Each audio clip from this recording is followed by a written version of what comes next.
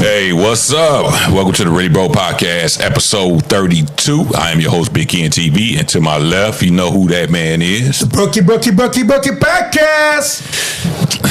The Brokey.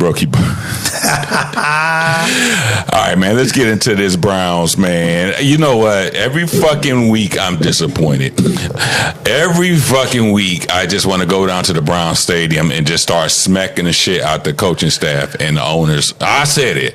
Smack the shit out of Jimmy Haslam. I think it's Kevin, man. And Kevin. Yes. I don't know what this man had. Jimmy, does he have like some pictures or some video on your ass that you too scared to make the fucking call to bring in Shedeur Sanders?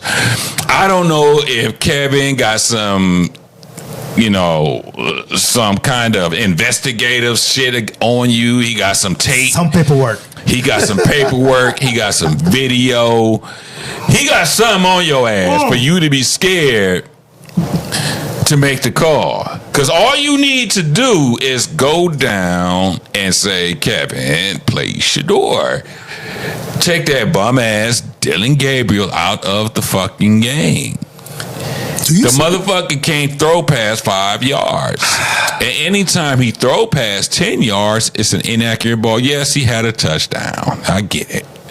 He threw for he threw for 2 touchdowns. The second touchdown didn't mean shit because we were getting blown out. But yeah, he threw a touchdown. He looked okay.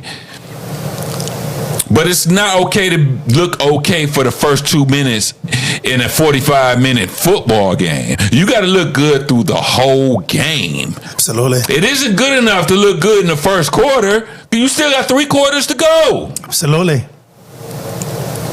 We need somebody who can stand tall in the pocket and get out when he needs to get into the game.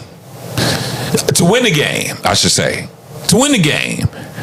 And throwing these 5-yard deacon dunks here, 5 yards to the running back, 5 yards to the tight end. That's not a professional quarterback. And I don't mean to shit on Dylan, because it's not Dylan's fault he got picked by the Browns in the 3rd round. He didn't ask to come here. I get it. But for one, you're too small. And I understand, they're successful. Yeah, you could name me 2. I think out of the 50, 60-year history of football, you probably could name me 5 successful quarterbacks under 5'10". 2, you may be able to 3. And maybe only 2 of them ever won a championship. Maybe one, maybe only won a championship under 5'10". And it's not like we're playing in Las Vegas or San Diego or any of the warm weather states. We are playing in the Midwest winter. Snow, cold, wind, and rain. And if you think some little 5'2" quarterback is going to be able to push the ball down the field in 20 below weather, snowing, wind, ice against the Pittsburgh Steelers, the Baltimore Ravens, or Cincinnati, you're crazy. That's not going to happen. It's crazy. That's definitely not going to happen. And I understand. Baker Mayfield was barely 6 feet, right? He might be listed at 6 feet, but I think he was like 5'11". Baker has a cannon, though. Baker's arm is strong as fuck. If I'm going to ever say anything good about Baker Mayfield, the nigga got an arm. We all seen that. So, yes, he was able to push the ball downfield. Do you see the way he's throwing the balls in Tampa? He's throwing the motherfucker 60, 70 yards down the field. The boy got an arm. Dylan doesn't have that arm.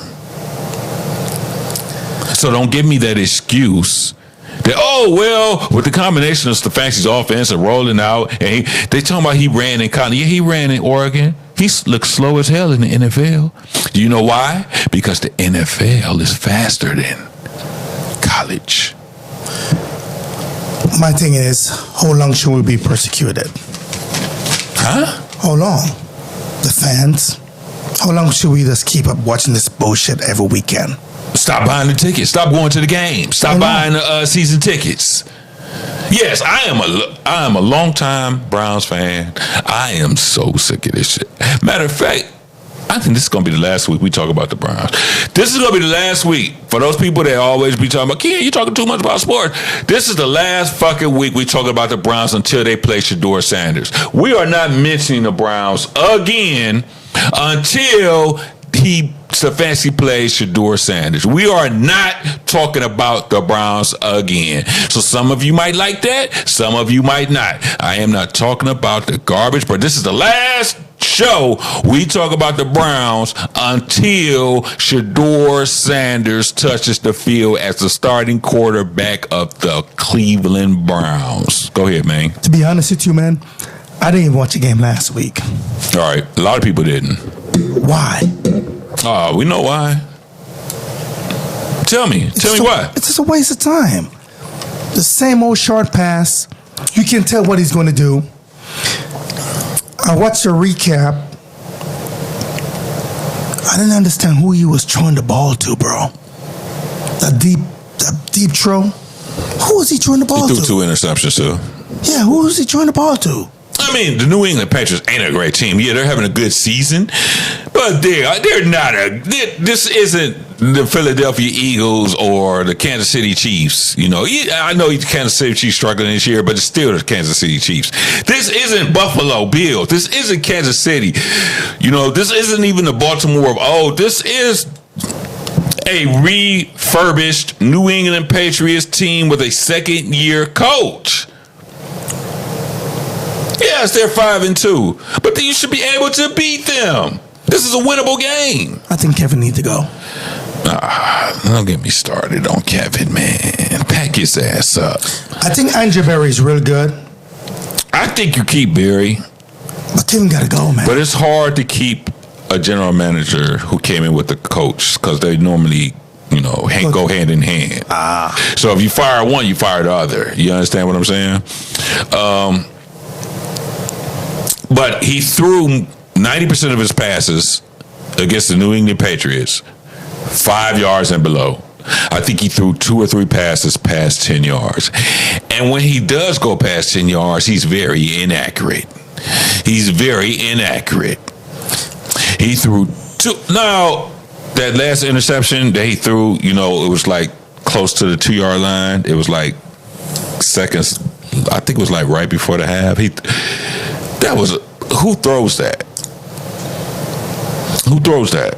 I think Myles Garrett make a mistake. You know what? Listen, let me tell you something. I'm glad you brought that shit up, too. I don't want to hear about, I think Myles Garrett made a mistake. I don't want to hear about, I feel bad for Myles Garrett wasting his Hall of Fame career here in Cleveland Browns. I think he is. Bullshit. I really think Myles Garrett decided to take the money. He knew what he was getting into when he signed the deal. He originally asked for a trade, remember? He sure did. So he should have went through with it. But no, Jimmy Haslam opened up the bank, opened up the vault, opened up the chest, huh? The war chest. Hey. And he showed them all them zeros, right? Now, once you saw them zeros, Miles, did you think that was automatically going to change the Browns? You knew what you were getting into once you signed the contract. And now, Miles, you're one of my favorite players. Yes, I would have took the money too. But once I took the money, I would understand that this team is trash and not have an attitude about it. You can't take the money from a team that's trash and be upset. What you need to do, and you did a great job. He had 5 sacks. 5. Incredible. 5. Myles Garrett, you're one of the best. Because I grew up with Lawrence Taylor. You're one of the best defensive players I have ever seen. Ever seen. Okay? And I know you want to get into the J.J. Watts and all that. But the career you're putting, they didn't they didn't quite put their career together like this. Like his shit is one game, bam, 5 sacks, and then bam, the next game he's 3 sacks. Like he's just putting together an all-star, year. And you're one of my favorite players, Miles. But your job is, I don't care if the Browns are getting blown out 35-3. You are still paid to make a play. If I see we getting blown out 50-3 and I see you give up, I'm going to be upset with you. But if we're getting blown out 50-3 and you're doing your job, I'm upset with the Browns, not you. You understand? That's the difference. But I don't want to hear about people talking about there being, I feel bad. No, he took the money. But I really think that Miles comes to play every weekend, though. He comes to play. I'll be honest with you. I think there's a couple games he takes some shit off. Yeah. They're getting blown out. He's kind of just like, I'm done with this shit. I'm done with this game. I'm like, fuck it. You know what I mean? You're getting paid. Yeah. You can't do that. Yeah. You can't do that. You simply can't do that. I understand, but you simply can't do that when you're making that amount of money. He's making what, $40 million a year? About that, yeah. Yeah, he's making $40 million a year. And they only play 17 games. He's making $40 million a year. I think Kevin should have stood the line right now. I'm so sick of Kevin. Fuck Kevin. Stefanski, I don't give a shit.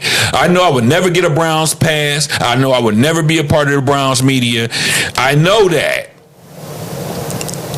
But you need to understand, I never have a problem with the Browns. But Stefanski needs to fucking go. I don't give a fuck what anyone says. Stefanski needs to be fired, and the new coach needs to come in and play Shedeur Sanders. Flacco didn't work out. Dylan Gabriel doesn't work out. What the fuck are you waiting on? See, I think we were better off keeping Flacco than Dylan. Man, fuck both of them. Man, pack both their asses up. I don't want to hear that. I remember I said, Flacco better than we should have kept Flacco. Man, fuck both of them. You got your starting franchise-saving quarterback sitting on the bench. He's staring you right in the face. He's staring you right in the face. And because Stefanski, I don't mean to cut you off, partner. No, you're good. I'm just on a roll right now. I'm on a roll right now. Keep it going. See, this is the problem. I'm going to tell you what the problem is. If you think about it, Stefanski, since he came to Cleveland Browns, he never had a chance to pick his quarterback. Wow. When he came here, who was here? Baker. He was already here. Then they made the move for Deshaun Watson. That was Barry. That's Barry, okay. Barry brought him in. Flacco, Barry brought him in. So now the 25 draft comes up and Stefanski's like, for the first time ever, I get to pick my quarterback. I put my hands on it. This is going to be my guy. This is going to be my guy. Yeah. Everybody else coach, every other team's coach pick their quarterbacks. Everybody has a chance to pick their quarterback. This is the first time ever I got my guy. And he picks fucking 5'2" Dylan fucking Gabriel. From Oregon. So this is the problem. Because Dylan is Stefanski's quarterback pick, he has to show everybody with the last breath in his body that he made the right pick, or else he looks like a complete fucking asshole. There's no way I can let Shedeur come in and outshine my pick. I can't let him come in and show me that I can't pick a quarterback. So I got to do whatever I can to make it look like Dylan Gabriel is the guy. Well, bro, he's not. And Dylan has taken every opportunity to show you that he isn't. From the fumbles, the interceptions, did you see where he went the wrong way? Don't even know the play calls and shit. Yeah. Did he run? Your running back going this way. Why are you going this way? Why are you faking this way? And he's supposed to be a lefty, so why you faking right? Your running back going left. You supposed to fake left and then go right. I know football because I play a lot of Madden. You know what I'm saying? That's how I learned rules of the game, defenses and shit, how to call offenses because I play a lot of Madden. I don't need to watch. No, I don't need to go to college for football to know football, bro. I play a lot of Madden.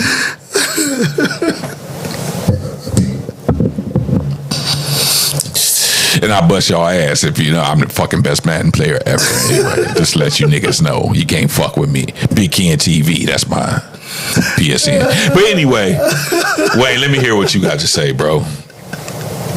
You said it all, man.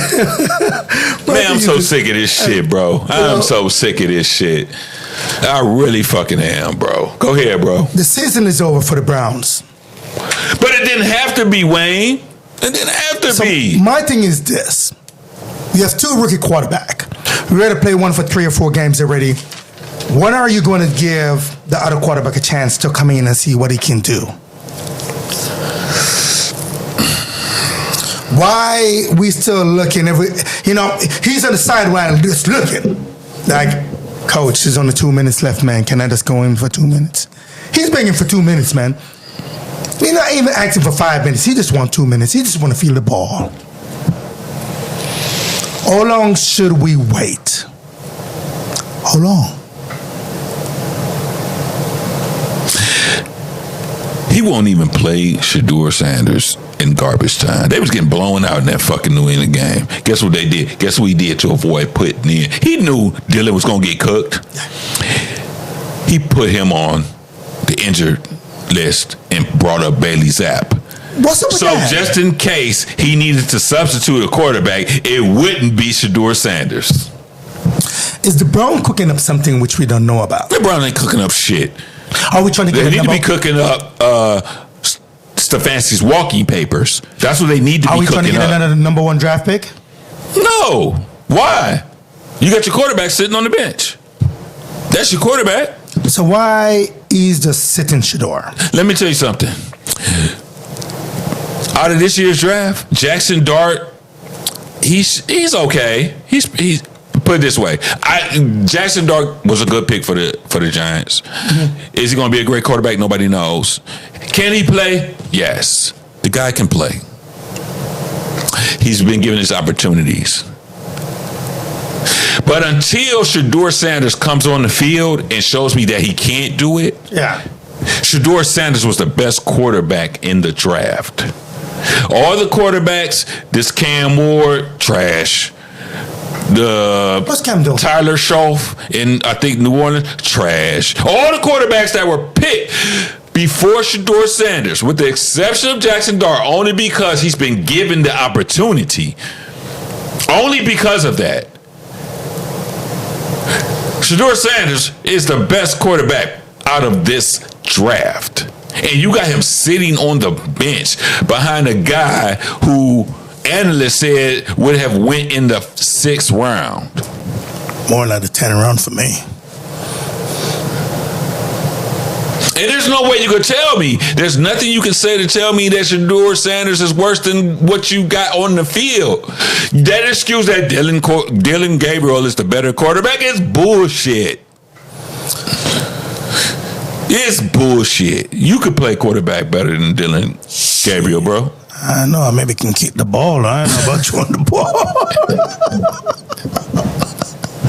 I think I probably can kick the ball. Hey, my thing is this, man. I think we should just boycott the shit.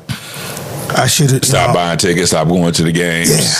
Yeah. You know what? We should make an example out of them. I'm gonna tell you another thing too, Stefanski. We're talking about the people in Cleveland. All the other people, if you live outside of Cleveland, you don't matter. Yeah. We're talking about Cleveland, Ohio. We don't care about other people's opinions. They don't know what the fuck they're talking about. You need to understand, Stefanski, that the fans, we don't care about you trying to rebuild right now. We don't care about you your plan for the future. We don't care about you as a coach, period. We want to see Shedeur Sanders, whether he sucks or not. And that's what you need to understand. We don't give a fuck. The season's over. I'm wondering something. We'd rather you get fired and play Shedeur Sanders for the rest of the year. I don't think you quite understand. We don't give a fuck about the wins and losses this year. This season's over. We don't care. The fans who work overtime to buy tickets for a family of 4 so they can go to one game a fucking year, paying $200 fucking per ticket, per seat. Don't want to see your quarterback. Don't want to see Dylan. Don't want to see Shedeur. I don't know. Name me one of your friends that bought a fucking Dylan Gabriel's jersey. None. I don't know any. I have never. Let me tell you something. I have not seen one nigga wearing a Dylan Gabriel jersey out here in these streets. I see plenty of Shedeur jerseys though. Hell, has them? Then your kids, your grandkids, whatever, weren't they wearing Shedeur jerseys on the sideline? Oh yeah. I ain't seen not one nigga in Cleveland with a Dylan Gabriel jersey. I don't even think I seen one in the store, Dick's. I don't even think they selling them bitches. They got plenty of Shedeurs though. You hear the stadium shouting, Shedeur, Shedeur, Shedeur. It's not even about trying to save the season anymore. We want to see him play. Go ahead, Wayne. The season is over. My thought on this whole process is, if Shedeur had made the same mistake, he would have pulled him. He would have said, "Get out." Would he have that chance? He would have changed. He would have changed quarterbacks mid-game. I'm curious to see. Stefanski hates Shedeur for what I don't know. I want to see the next 4 games or next 5 games.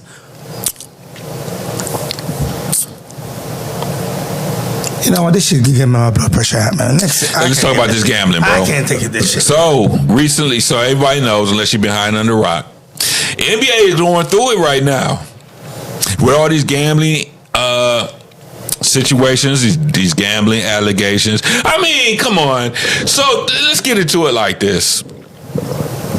This shit, once this story broke, and I already had suspicion, but let me tell you something. Once this story broke, this shit broke my fucking heart. You know why? Dumber and dumber. You know why?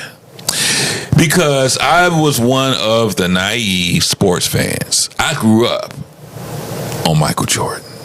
I grew up watching Charles Barkley, Kobe Bryant. I was already grown when LeBron came in. But you get my point. My point is, I love basketball. I love football. I would have to say I love football more. I love them both. I love them both. I won't even say more. I love them both. Love them both. Okay? Yeah. Equally. And to think that any of the games that I used to run home to watch from school, or I used to make plans for, make Super Bowl parties, or anything of that nature, NFL Finals parties, to think that any of those games, and this isn't the NBA. These are individual players. Now, let's get that correct before I continue. This isn't the organizations. We're talking about the individual players that were arrested. And they have proof, well, they're trying to find proof against. That's what we're talking about. We're not talking about anything else. But what I'm saying is to think that that game that I enjoyed so immensely could be contaminated, could have been thrown, could have been rigged. I mean, we get emotional watching them games. How many times we done jumped up and yelled and screamed and smashed the TV, and to find out that shit was rigged. That shit. But we've been saying this for a long time, though. Now, Always been saying this is all allegedly. We're not saying that the games are rigged. What we are saying is that there have been some arrests, and those are facts. So we can't, I would never say that the games are rigged. I would never say the NBA or the NFL have anything to do with that. But I will say what's facts. Chauncey Billups, was he not arrested? Chauncey Billups was arrested for doing illegal gambling. Now, this is a separate situation, right? Isn't Terry Rozier being investigated for throwing games? He is. That's factual, correct? Yeah. So let's just speak on those. Chauncey Billups with the illegal gambling. He was doing, so basically, I don't know. This is allegedly, but hey, he was accused of hosting illegal gambling, card games. They even said he had the X-ray tables where he was cheating his customers. He said he made like $7 million. He had glasses that could see, the top of the cards and what the players had in their hand. I mean, you're talking about a Hall of Famer, NBA champion, who made millions of dollars involved in illegal activities. Why, when people have so much money, they want to do illegal stuff? Please explain that to me. I guess they're saying, I'm doing it in my house. It's illegal. Hey, we're playing cards here. People play cards every day, man. Gambling is illegal unless it's in Vegas. But my man. Or casino. Or casino. In hindsight, you need I'm at my house. So you technically need a license to host card games for money. Let's keep it more simple than that. You need a license. Now you can have card games for free, bro. But when it involves money, that's called gambling. You understand what I'm saying? It's called gambling. Okay. I don't think Chauncey need the money. I don't know what the fuck he was. Allegedly. It's not about the money. It can't be about the money. He's made millions of dollars, tens of millions. He might not have had that. He was a coach too. So. 100 million. He was coaching. Yeah. That's at least a couple mil. Why do millionaires resort to criminal activities? It's called American When dream. you have all that money and you're making more money, why do you find the need to host illegal gambling parties or scam people? Allegedly.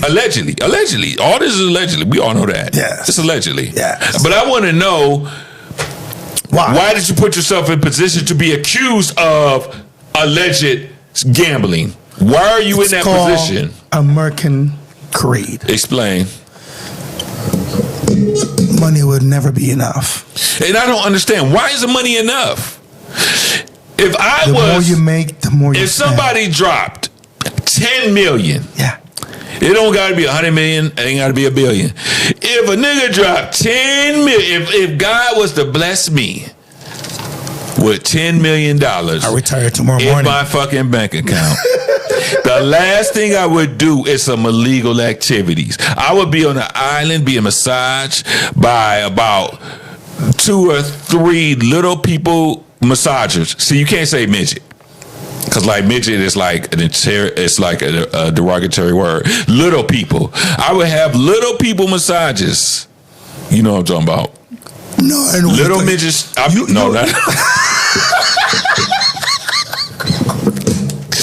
Little people strippers. That's what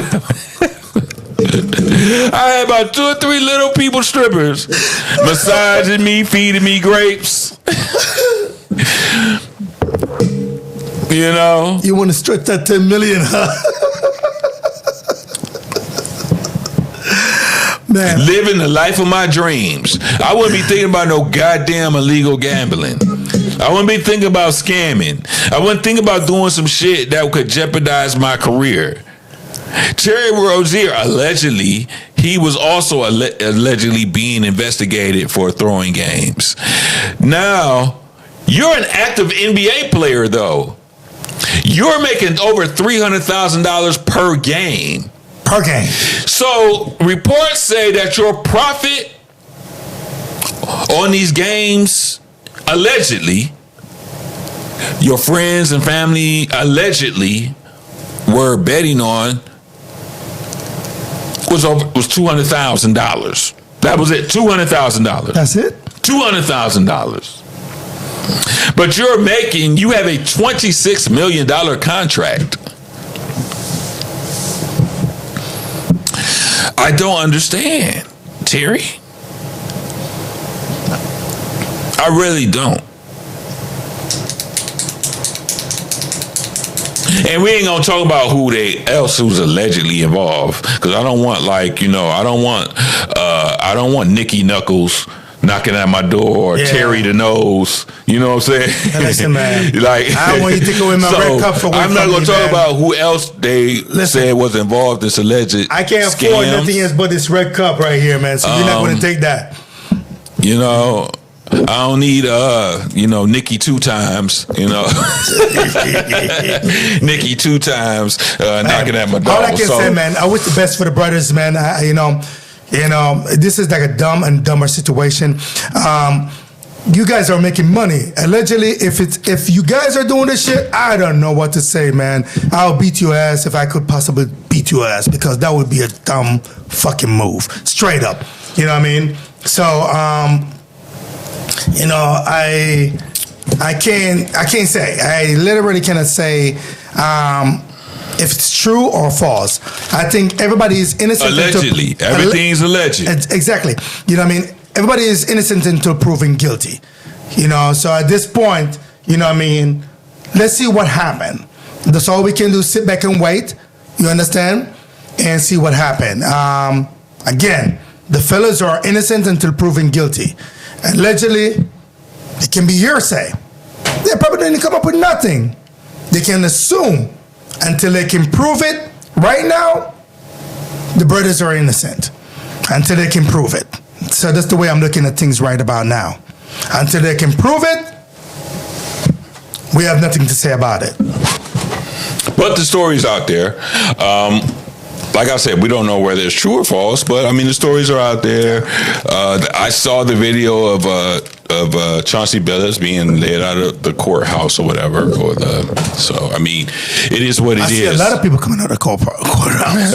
I mean, it is what it is. You don't know what it is. You're supposed to be involved with the mafia. Exactly. So many things. You know what I mean? I don't know, man. I don't know. I don't gamble. I do know. I wish the guys them the best, man. That's all I can do. I don't gamble either. Yeah, man. I just don't understand why you have that so much money. You have made so much money. I expect, I guess it's coming from like poor motherfuckers like us, we just don't understand. We don't understand how somebody who could work so hard to get what they want and succeed making those millions, resort to doing petty shit to make. I get it. You want to make more, but there's better ways to make more. You always want to make more. There's nothing wrong with that. There's nothing wrong with trying to better your life and add shit to it. But you gotta do a different way. It can't be this. I don't know, man. I wasn't betting, wasn't there. I ain't got no money. Still drinking out of this red cup. The red cup? The red cup, man. So there's going to be a lot of people, allegedly, on November 1st, allegedly. I still think it's going to be an emergency. I don't think it's going to reach November 1st. I think they're going to come to agreement for November 1st. But November 1st, allegedly, bro, Snap won't be going out for November. It's going to be a lot of hungry families out there. So what do you think is that? It's this weekend, bro. Monday morning. Yeah, Monday morning. Now, but they have until, the way food stamps work is some get on the 20th, some people get on the 30th, some people get on the 5th. You know what I mean? So, no, but what they're saying is on November 1st, we're not sending out any. Whether you got them on the 15th, whether you got them on the 5th, we're not sending. November 1st is they're done, is what they're saying. Let's bet 20 on that one. Want to bet with something? No, I ain't betting nothing. I don't care. You ain't gamble. You pussy. You ain't gamble, bro. I don't gamble. Now, my take on the snap might ruffle some feathers. You know what? I'm worried.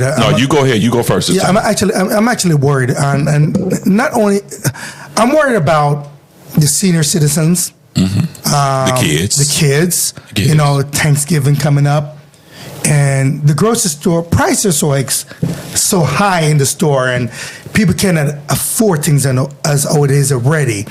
You know, and some of the moms are now working.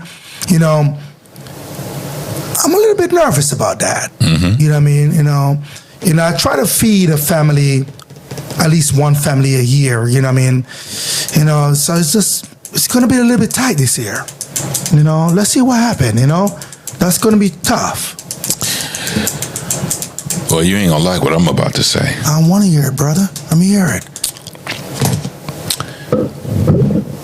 Aside from the senior citizens, because they don't work anymore, they depend on those food stamps, and they have a fixed income. And aside from the kids, you brought them kids in here. They ain't got nothing to do with this shit. Feed them.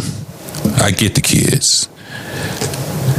But now I look at this shit on a whole nother level. I had time to think. And I'm looking at the removal. Let's just say it was permanent. It's not going to be. You're going to get y'all shit. Y'all going to get y'all food stamps eventually.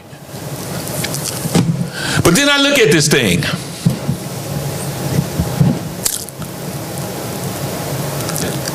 You take away SNAP benefits, right? Or even welfare benefits. What does that do?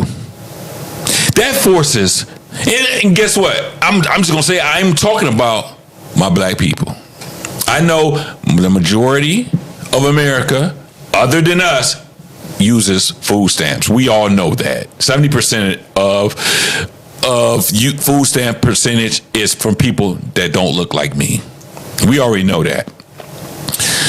But as I'm thinking and I'm looking at this, and I'm saying, hey, you take away SNAP benefits and you take away checks.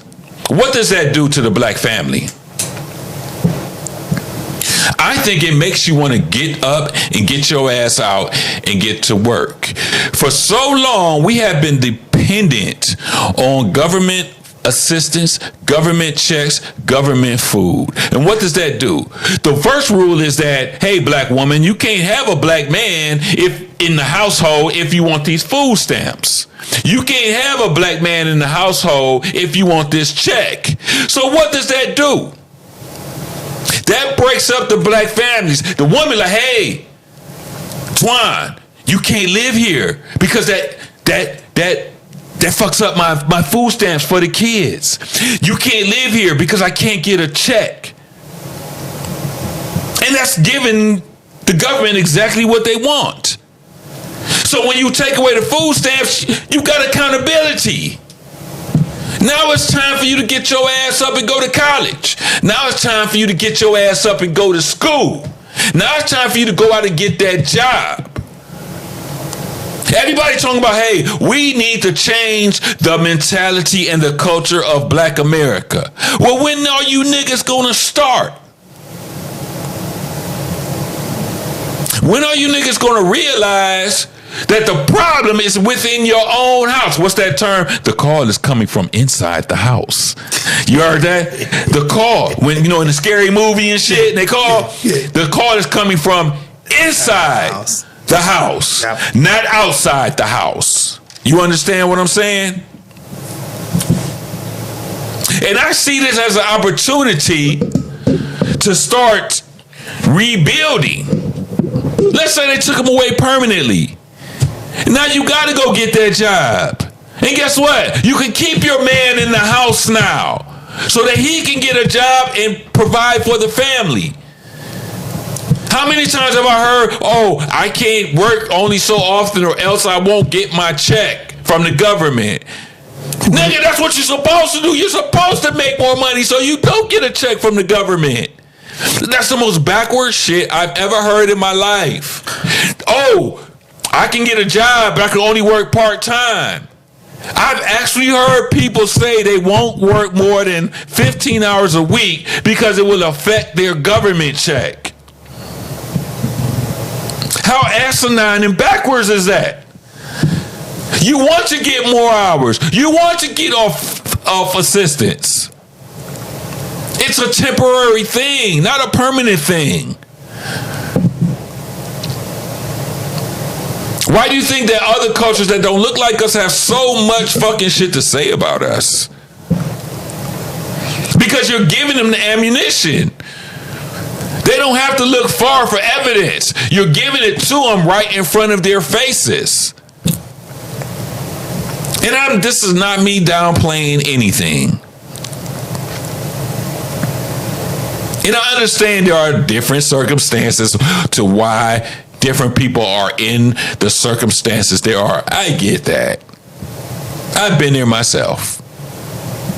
When I grew up, I came up on food stamps. I had food stamps when I was a kid. When I was a kid. You know why? Because my mom eventually made it to where she didn't have to have food stamps anymore. Yeah, we had it when I was 3, 5, 6 years old.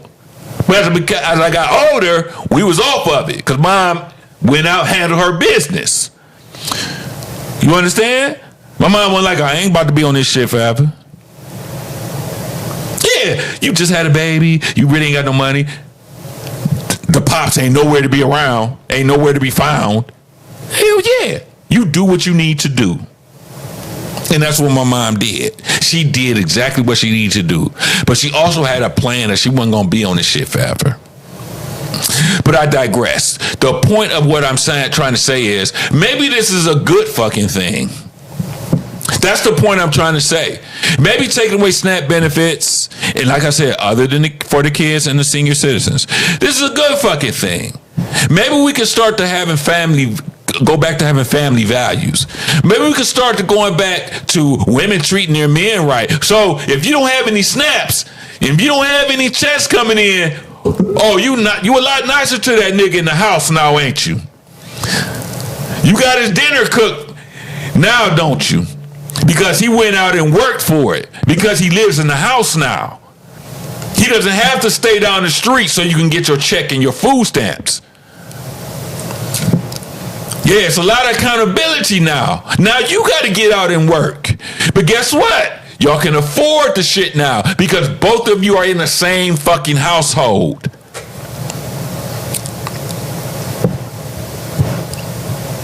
You need to change your mentality when it comes to this government assistance shit.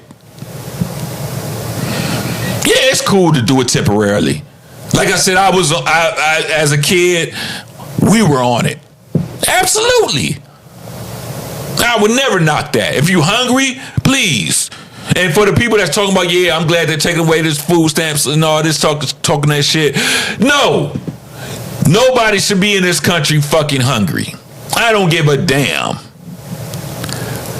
But what I mean for the long term, maybe this is a time to change our reality and our mentality so that we don't have to rely on food stamps and a government assistance. You know that black people is not the only person on food stamps, right? Oh, I know. I already said that at the beginning of my monologue. I said out of 100%, 70% are on food stamps are people that don't look like us. I said that. We only take up 25, 30% of food stamps.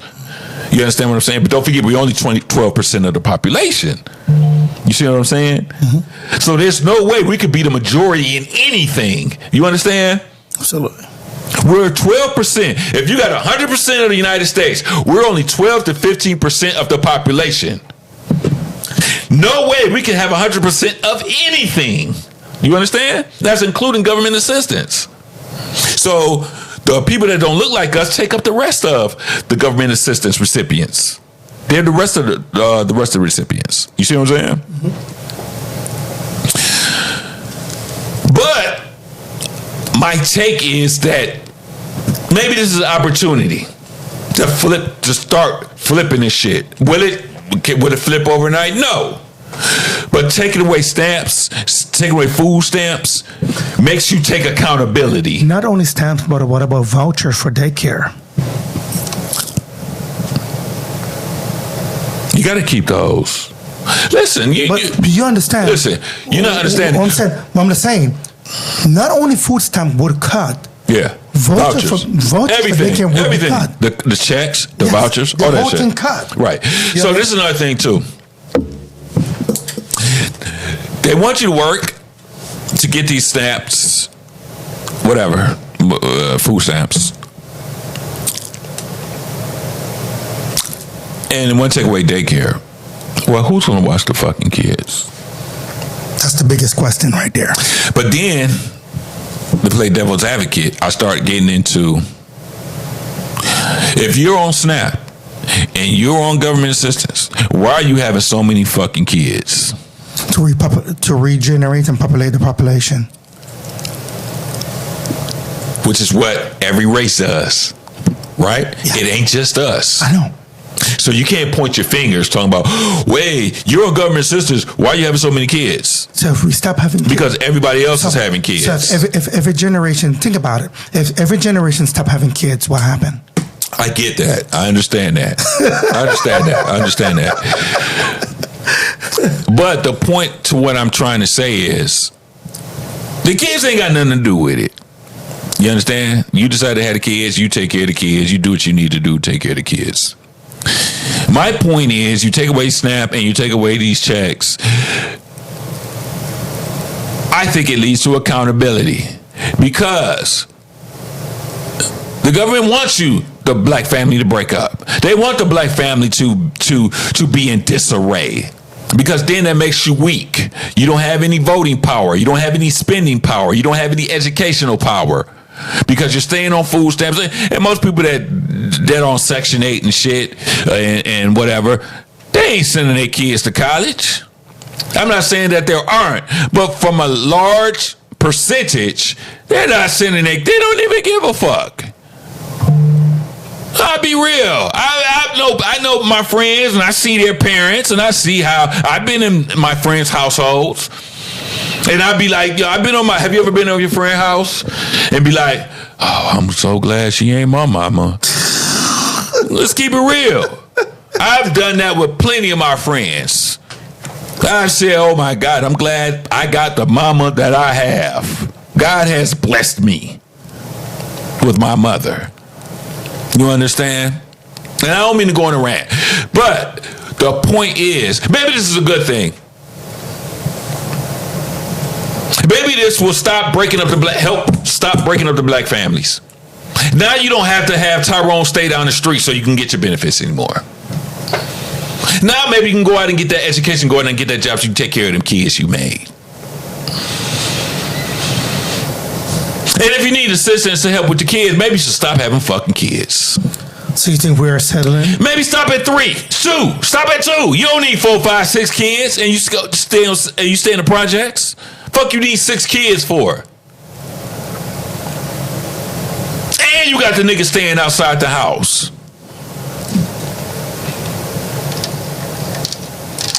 So yeah, maybe you not getting your shit is a good thing. Maybe this will wake you up, get your ass out the door, and start making a living. Yeah, I listen.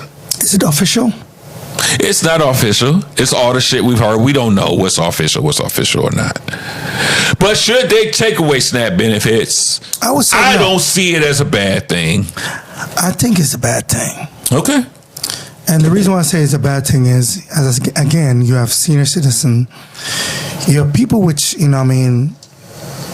make $20,000 for their whole entire life. I get that. Listen, the country will never not be robbed. We got the government robbing the country now. I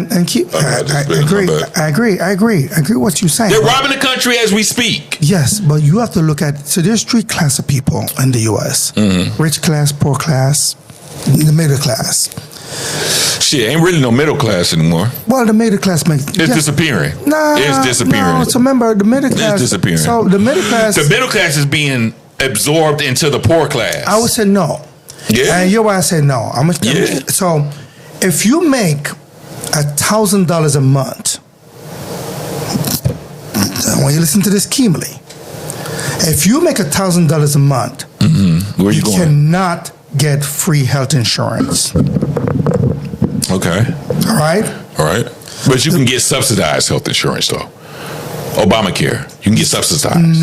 Yes, you can. Yeah, you get. Yeah, yes, but you're gonna pay for that. You are eligible for Obamacare. Yeah, if you're making less than $50,000 a year, 50,000, you are eligible for Obamacare. Subsidized health care. Meaning that you pay a little bit. You pay some. You pay something. It ain't free. No, it's not free. But what I'm saying is, the middle class make between $40,000 to $50,000 a year, which is basically poor. So compare poor to $40,000 to $50,000 a year. Remember, the poor class cannot afford an apartment which is $1,200-$1,300. The middle class can. But the middle class should be in a fucking house at that point. They shouldn't be renting a fucking apartment. That shows you how much the mortgage on a new house would be that they would settle for a $1,300 apartment. You mean 20 years ago? Not now. A good 2-bedroom apartment is $1,800. Put it this way. In 2000, you was making $100,000 a year. You could buy basically, I'm not talking about, NBA, NFL, movie star shit. You could buy a fucking mansion, a mini mansion, and live comfortably because they was only going for $200,000. Absolutely. That was a lot of money in those days. And that was a lot of money. But guess what that same $200,000 house is going for now? $400. And you're still making the $100,000. You understand? The same house you bought in 2000 for $225 is now $525. But your salary is the same. That's wild. So going back, we're gonna continue. But going back, I stated my point. I'm just going to a brief recap. I think it could be a good thing, stop and snap. And I know people are going to disagree with me, and I understand that. But the reason why I say that, the only reason why I say that, is because I think it starts making people take accountability. It starts making people realize that government assistance is temporary and that this is not the way to live. What I can't stand to see is a motherfucker who got a fucking 2025 BMW outside and they live in the fucking projects. And they can afford that because they got that fucking monthly check coming in. But they feeding their kids, and there's nothing wrong with Aldi's and shit and Save a Lot. But you feeding your kids that shit, but you driving a fucking 2025 BMW. I don't feed my kids that shit. But God blessed me to put myself in a position to where I don't have to do that. And I'm not knocking anybody for doing that. Don't get me wrong. But there's no way. I drive a modest car. I live in a modest home.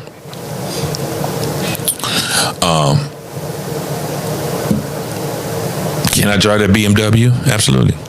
Can I have that home? Absolutely. I can't drive the BMW. I know about that shit. I can't afford that shit. Says the guy who drives a BMW. I can't afford that shit. I can't afford that shit, man. I can't afford that shit. But that goes back into what I was saying, was that quit settling for government assistance, quit settling for this and that. Yes, I know there are different circumstances. Some people can't do such. I don't believe all of that. I believe you can do whatever the fuck you want to do. I just think that stopping SNAP benefits will help people take accountability. It will keep you from kicking Tyrone out. It will help keep the black families together, which is one of the most important things that is needed to get out of this negative mentality and this negative culture that we continue to live in. That other people that don't look like us continue to talk about and make fun of.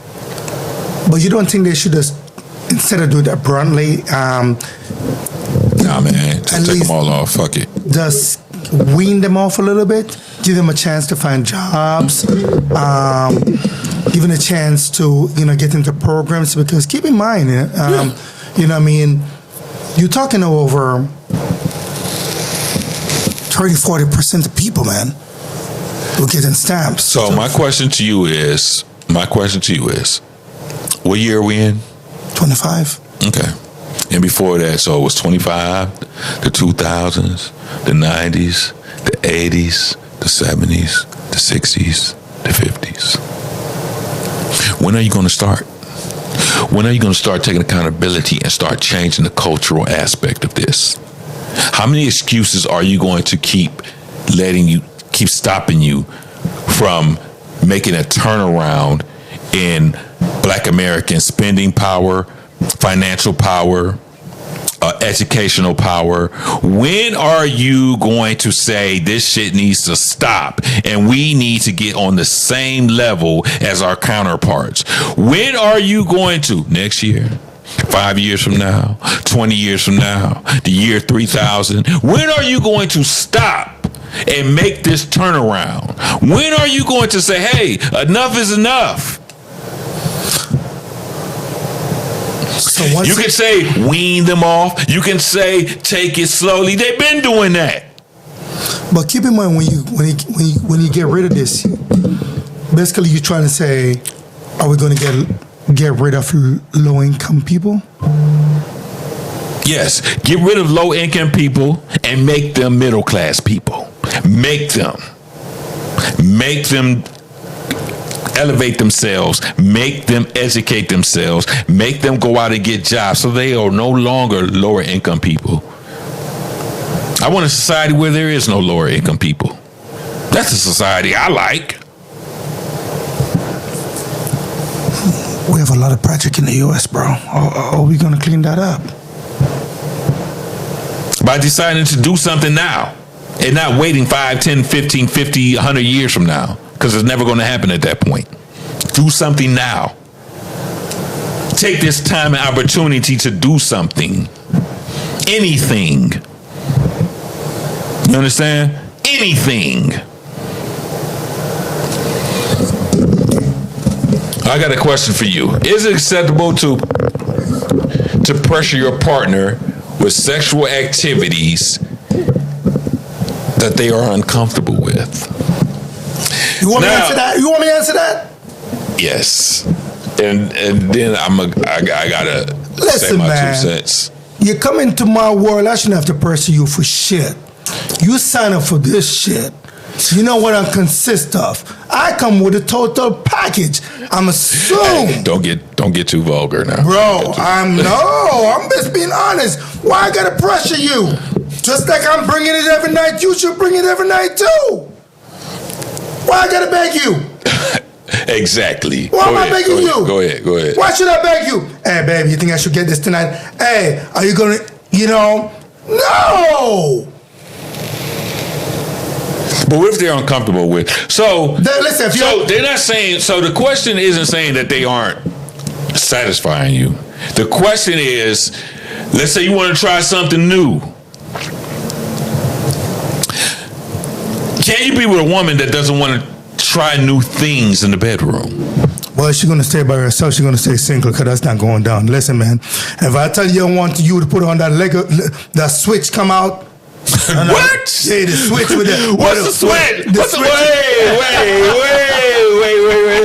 What's the switch, bro? Listen, the leather switch, man, with like the Catwoman outfit. You don't know. People do weird shit, bro.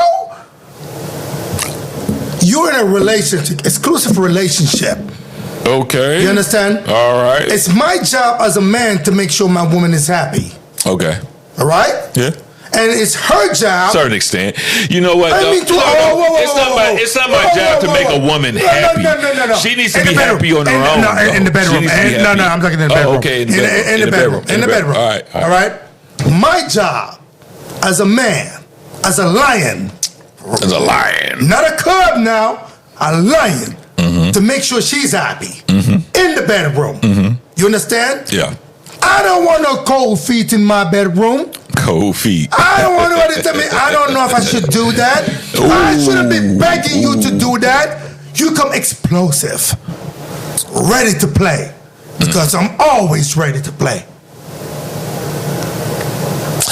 I have a problem with somebody who doesn't want to try new things, especially when things, sex and intimacy. It's just like anything else. It has an expiration date.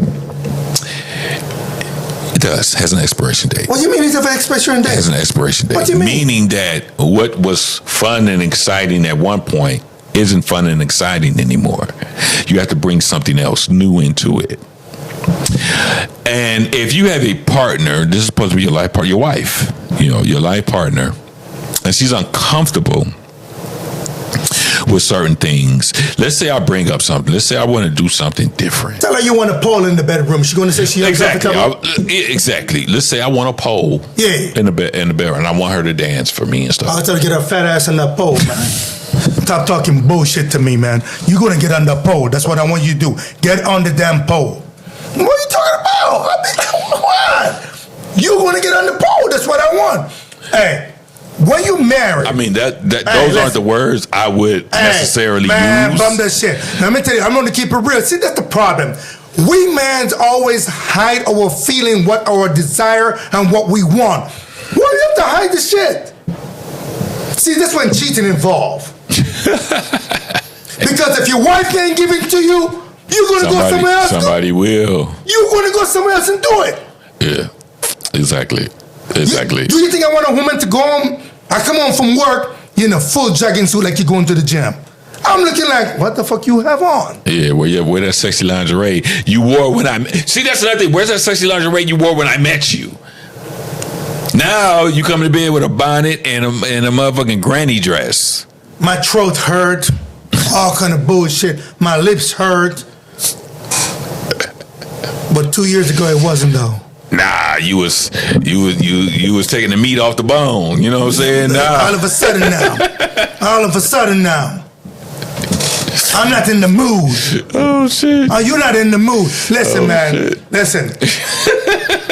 You guys gonna hate me for this one. I believe when it come out to love making, you come 100%. Because if you're not, I'm gonna get bored. You know what niggas do when they get bored, right? Cheat. Okay. But my thing is, let's say we're going to use that example. You want a pole in the bedroom and you want her to do a little sexy little thing. If she has a problem with that, how do you rectify that problem? Send her to a swinging class. When she swings. Pay for a swinging class. Yay. No. Yeah. I know you were trying to be funny, but that's actually a good idea. Real. That's actually a good idea. I'm not being funny. I'm being real. So that's actually my answer. Let's say you do want a pole and she doesn't feel comfortable doing that stuff. Maybe she's never really been around that. Now all ladies are hoochie mamas. No, you just want to break her free. There ain't nothing wrong with having to break her free, bro. That's a great idea. Say, hey, baby, I'll pay. Why don't we take some little dancing pole lessons together? I mean, not together, but I'll pay for them and why don't you take a couple classes? That's a way you can introduce her to something that she feels uncomfortable with. You understand? Don't forget, not everybody has the experience that you think they have. You meet a lady that's the lady of your dreams. She might not have been with somebody to teach her all the things that needs to be taught to her. Hey, welcome to the teacher, cause I'm going to teach you all you need to know. So now, when you introduce some things, she might feel uncomfortable with it. Not because she's not feeling you, but because she's never heard of it, or she's never seen it, or she's never done it. The first thing we want to do is, oh, you don't want to do shit with me. That's the first thing a nigga gonna say. The nigga gonna say, oh, it's because of me, right? And then a whole argument ensues. The next thing you know, you fucking divorced. That's what niggas do. That's what's wrong with us. We all so quick to be, oh, you did it with Johnny. You did it with that nigga, but you ain't gonna do it with me.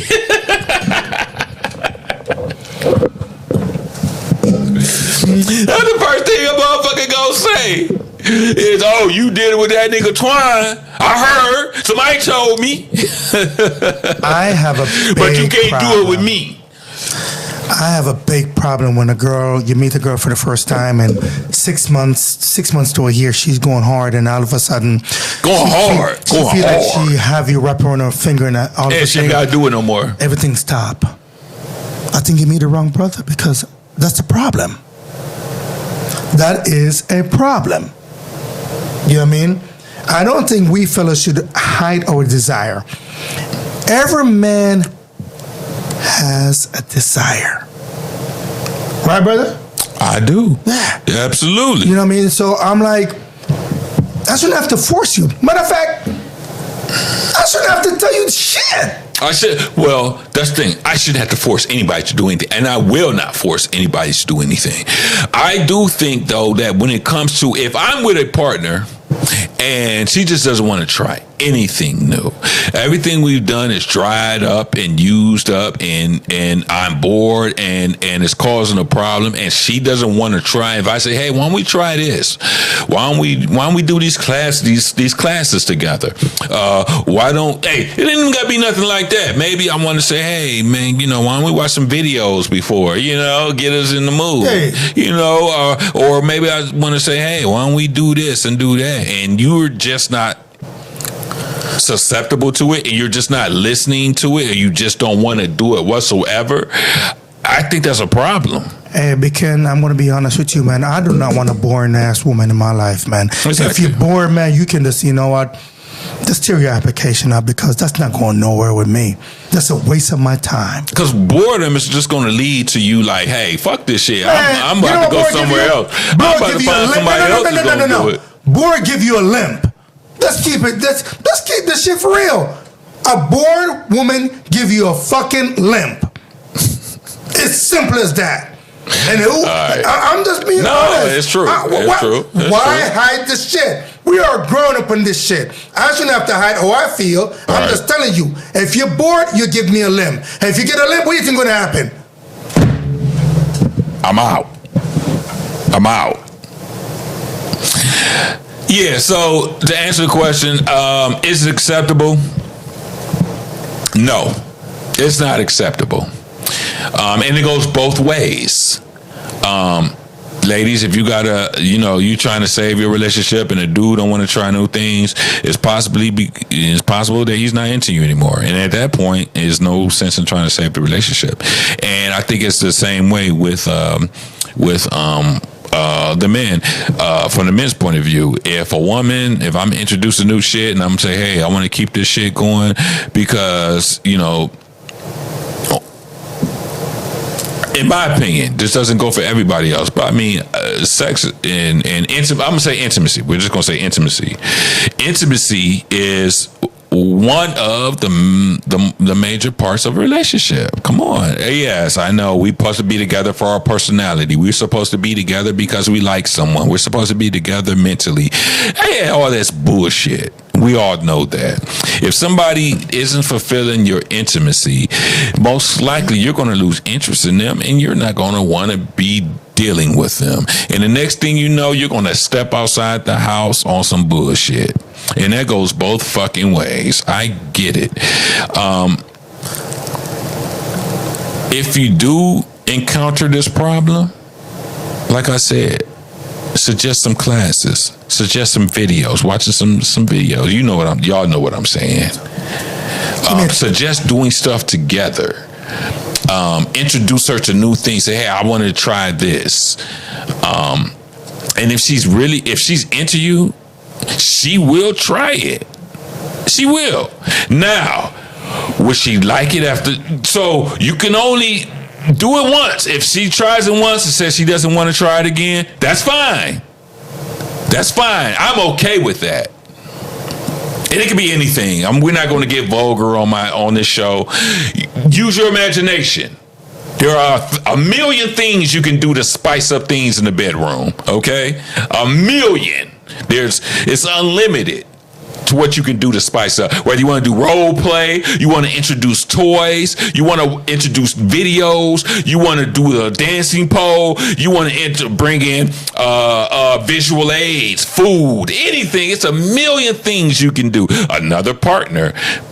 Hey, some people are okay with that. I don't know. I'm just saying. I don't know, man. Listen. I'm just saying there are a million things that can be used to spice things up. Yeah, man. With my personal woman, I don't need another fucking partner, man. Fuck that. You want to take another lady? Nah, man.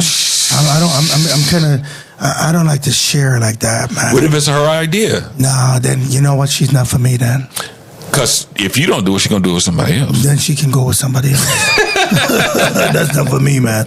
You know what I mean? And my age, I can't, you know. What does age got to do with it, bro? Because so this is what age have to do with it. I'm on top of my career right now. Are you, though? Yeah. You think so? Yeah. So I can't fuck it up like for just to. I don't know what somebody else do, bro. I don't play rest. I don't play Russian roulette.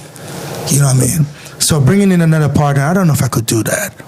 You know what I mean? You know, I'm a scaredy cat. You do know there's other elevations above what you do, right? Yeah, you do know that. I know right? that. Okay, I know that. I just want to understand. You know when you read to my line. I would never forget. Yeah, I would never think I'm on top of anything. No, you know what I mean. I'm where I am, where I'm at. Yeah, but I'm saying is I'm scared, so I don't like to introduce that kind of atmosphere in my life. Okay. All right, just say that then. Yeah, I'm too old. I'm too old to be, you know what I mean, to be interfering with that kind of thing. You know what I mean? You know, it's like I'm playing Russian roulette. I know exactly what you're saying. Yeah, exactly. That's what I mean. I know exactly what you mean. Yeah. But yeah, long story short, no, I don't think it's acceptable for a woman not to try to spice things up when things have went dead. A woman should want to increase things in the bedroom once things get stale and once things get repetitive, because relationships are based a lot on sex. They're not the whole basis, but they are. Come on now, nobody wants to be with somebody that doesn't satisfy their intimacy in the bedroom. If I come home and I don't want to have intimacy with you, what am I doing here? I'm here for the kids. I'm here to pay the bills. The bill, brother. Like, come on now. The purpose, come on. We have to realize to go back to our animal instincts. I'm a male. You're a female. What's animal instincts? To procreate. That's it. To procreate.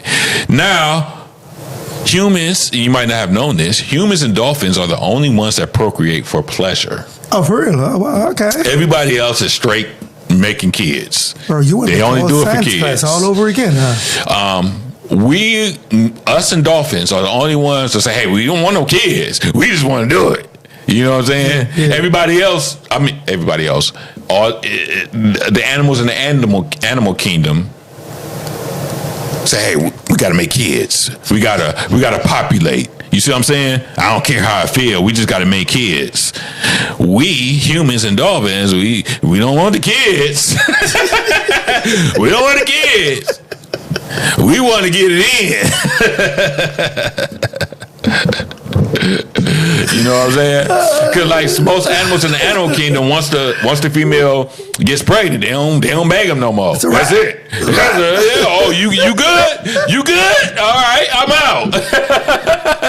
That's it. We done. We're done here. Our business is done. But us humans and dolphins, oh dog, we got to get it in, right? Oh my God.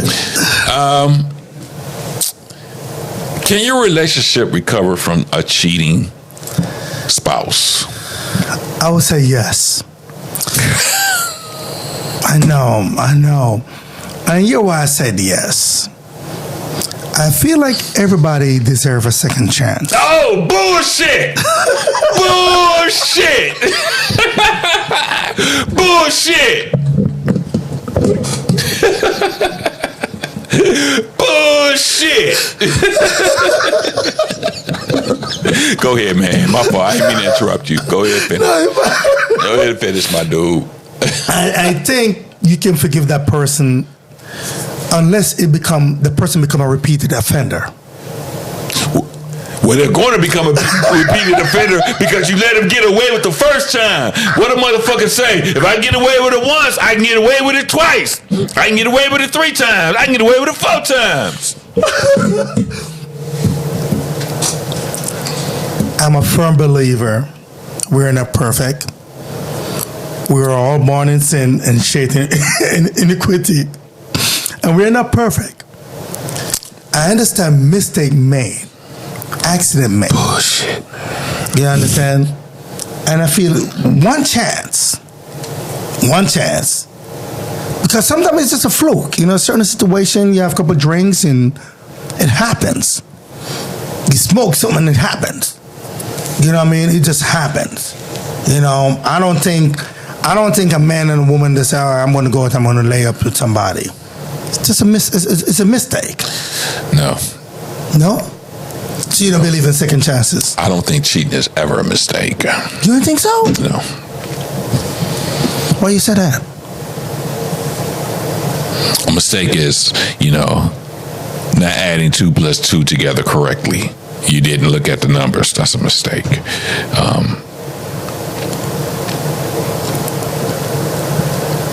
An accident, that's a mistake. When you intentionally give yourself to someone, knowing what the consequences are, knowing you got somebody at home, and you know this. Dang, why you have to go so in depth with this shit? And you know this, because that's what we do here on the Really Broke Podcast. I mean, we may be broke, but we are smart. When you intentionally do something to jeopardize what you have, deliberately, that's not a mistake. So let me ask you this. So going back to what we talked about earlier with the Terry Rozier and the gambling, was that a mistake? No, I said that was American greed. That was deliberate. American greed. So going back to what we're talking about now, can your relationship survive someone cheating? I'm going to tell you no. Because I was in a situation where I decided to give someone else a second chance, and do you know what they did? They did the exact same fucking thing again. All over again. And guess what? It can't survive. You know why? Because it's never the same. I don't care how much you care about somebody. I don't care. Blah, blah, blah. You got kids. Let's do it for bullshit. Let me tell you something. Never do shit for your kids. Love your kids. Love on your kids. Love your kids. Take care of your kids. But I would never do something because of the kids. You understand? All that does is lead to your misery. It leads to your insecurity. You know what? A motherfucker got a nerve to fucking cheat on you, right? And then ask why you so insecure.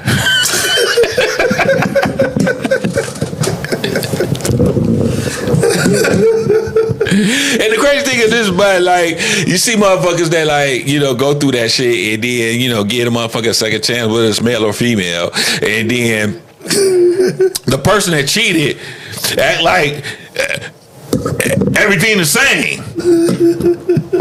No, nigga, everything ain't the same. You gave the booty up. You fucked up. You fucked up.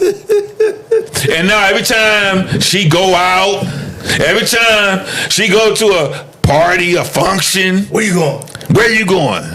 What taking you so long? What taking you so? Why you ain't pick up your phone? And then she gonna say, "Stop being insecure." Even though she was getting bent up in the pretzel by Tyrone a month before.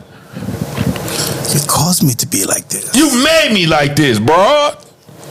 What the fuck you mean? Why am I being insecure? When I wasn't insecure, your ass was getting folded into a pretzel. You was getting bent over.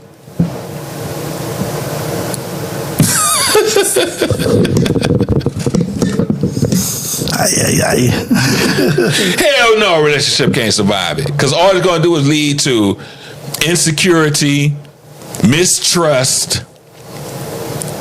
And not only that, every time you have intimacy, you're just going to be thinking about somebody else beating up her walls. Boy. And you going behind it. You know what I'm saying? And I don't want to hear about, oh, you just got to be mature. No, nigga, you know what you got to be mature about? You got to be mature about once you find out she cheated, let her go. That's being mature. Hey, bye-bye. Mature isn't taking somebody back from cheating on you. Mature is letting her go. That's what maturity is. Knowing that you don't need her, you don't need somebody that doesn't value you. Somebody that didn't give you a choice in the matter. She went out, got banged by somebody, came home and made love to you and didn't tell you shit.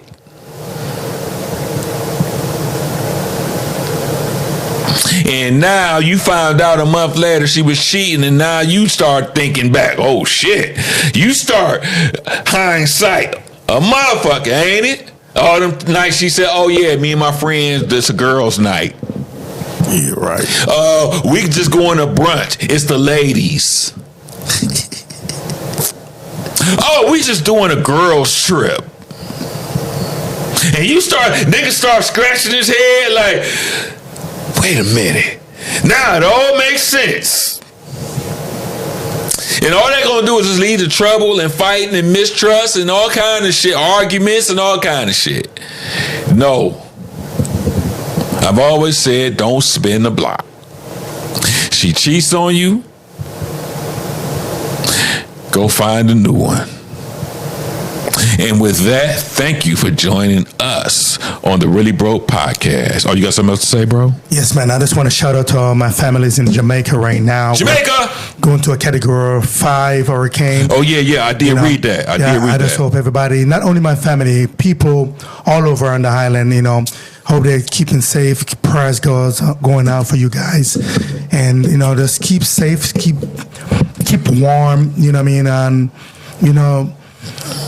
we know we're islanders, so, we're used to this kind of stuff, but just keep safe out there, you know what I mean? It's raining, breeze, you know what I mean? A lot of poles are down and, electric cords and trees, Yeah. That's a Category 5, right? Category 5, you know what I mean? And, the water's pouring down, you know what I mean? Yeah, I read that it went through the middle of Jamaica, right? Yeah. The middle. Yeah, so, just keep safe, guys, and, we shall overcome, you know what I mean? I still think this hurricane is not as worse as Hurricane Gilbert.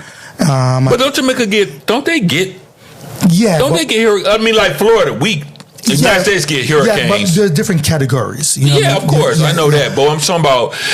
this one is a big one. Category 5 is big. You know what I mean? So, but I really think that Gilbert was the most, for me, growing up in Jamaica, that's the worst I've ever seen. I think this one is not that bad because it's half of the island compared to the whole entire island. Yeah. You know what I mean? So I just hope everybody out there and their family just keeping safe and stay warm and stay out of danger. You know what I mean? Don't go outside. I know people want to go on the live chat and showing videos and trying to get likes and trying to get somebody to, they got the wind, tapping houses blowing past and shit, trying to get cows the views in the air, and they like, you know what I mean? Trying to get the views selfie. and trying to get, tap up and stuff like that. Got cars flying in the air. Don't risk your life for that. Life is very important. So please don't risk your life for that. You understand? Keep safe on the ground. All my brothers out there, sisters out there, older, younger, young generation. Just keep it real, keep it safe out there, okay? One love. All right, praise out to Jamaica in that Category 5 hurricane. Thanks for joining us on episode, I think we're on 32.